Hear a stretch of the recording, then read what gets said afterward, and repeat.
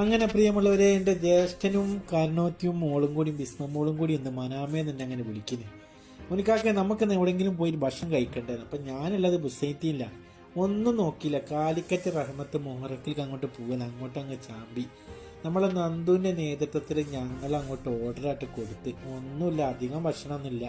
കാരണവത്തി ഫോണൊക്കെ എടുത്ത് നോക്കുന്ന, വേഗം പോകണം, വീട്ടിലേക്ക് പോകണം എന്നൊക്കെ ഇങ്ങനെ പറയുന്നുണ്ട്. ഏതായാലും ഓർഡറൊക്കെ കൊടുത്ത് നന്ദുവിനോട് പറഞ്ഞ് പെട്ടെന്ന് നേരം പകർത്തിട്ട് കൊണ്ടുവരണമെന്ന് പറഞ്ഞു.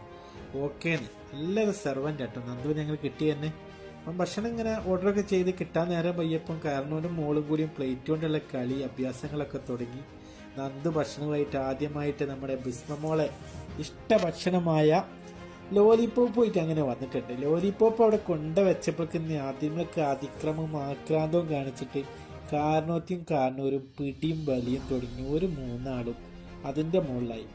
ഞാൻ വീഡിയോ എടുത്ത് ഇങ്ങനെ കളിക്കലും ഇവരിങ്ങനെ മൂഞ്ചിക്കളി അങ്ങോട്ട് തുടങ്ങി.